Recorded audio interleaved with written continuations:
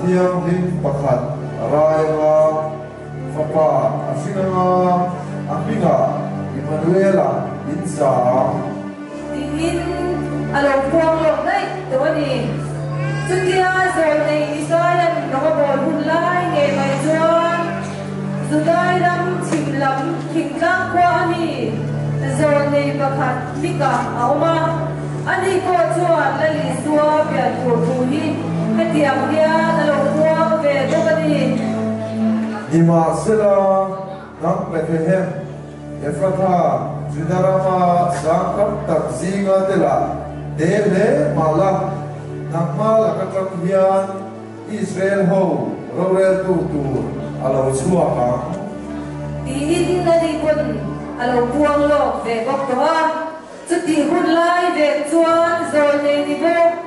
pui thiam ni bo Zakaria Israel lammi hagai te ro pol pui hi oma ani ko dia chandam tu pya do tu hi hetiam dia alo puang lo ve bok ani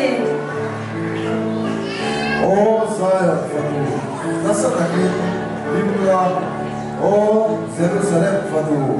Al Chuako Pairo Ilal Inena Alo Kale Bimel Adia Tetu Adi Inlay Long Takin Sabek Tung Chuba Achuanga Diin alo puang lo ve bok a sabek tung chuwa achuang am ti them tin alo puang ani Chudiama zol nei ten nan lo shilo tong nge mai chuan Zudai ram pathem khwa hian la fel tak mai me thaem em mai nung chang thabok si hi awama amin chumari ania pasal huwa la nei nge nge a pasal huwa chu Josepha ania chutia ama chaba in khwa ka aw lai chuan Batir ko Gabriela aragin la tapul maya Pari Lausu Pathian Lai Samsong Iniye Pairo Irayama Papa Ishinganga Abiga Chuan Isua Isaturani chutia Gabriela tuwasit chuan makie bebin lobok sirin mari choma Davida thami Josepha mari pasal huali mari nao pai asia chuan aluma em maya nei le ro mai turem ni ya o te tiam aluma ya amuma alamu hilta amuma malama chuan Joseph Nang Davida Papa Inu Pui Hua Mare Chu Nei Lausu Anao Pai Chu Harau Thian Rim Lakami Adiasi Papa Shinganga Abinga Isua Isa Ani Chua Ami Te Antil Isua Laka Asam Dam Don Siya Di chuan Josepha chuan makti em an hoi ve la ma se thove huai loi bok sia chu ti lai chuan lal em mai lal herda hi oma nau pia lal lo pia puro dia sia chuan a thigyarin em boka ai so sabela asiko intera vela dia chuan asiko intera nan tabani alal tuba ke alal tu dia dom tur de laure tin ai na chuan ai so sabela asiko intera nawe em thon on khobi lal herwa chu an ve tu boxi an law boxi an thing dia phuzoi soi veini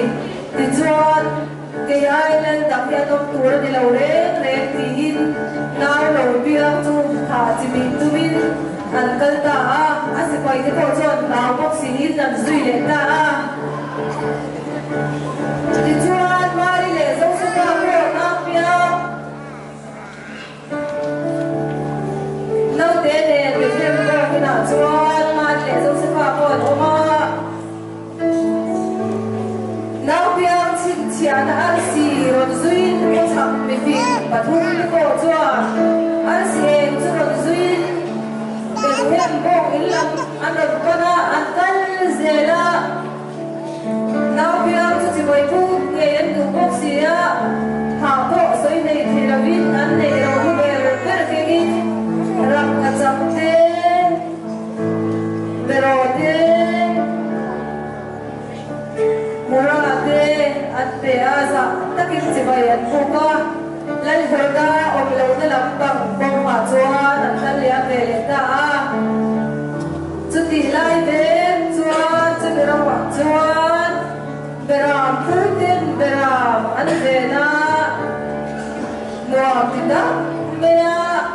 lim taka an beram te chan chin an sei lain an beram te chan chin an sei lain lim takin an oma chuti chuan an beram te an hib lo te apun chak lo te an sei hova chuti lai tak le chuan van o theda de van te ko o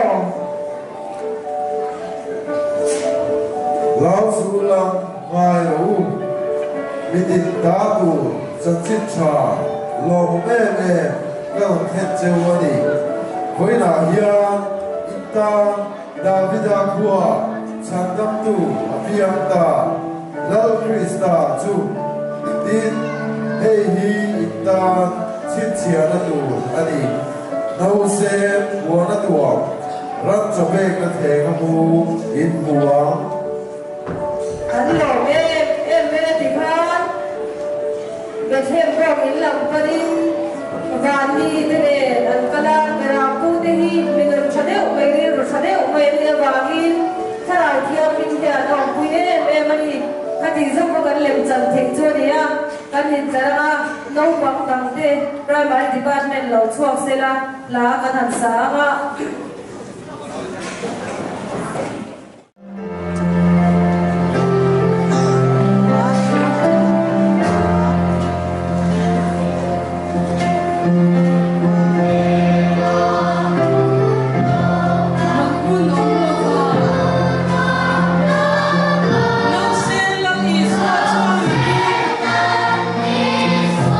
keyboard kan ti zoi deu te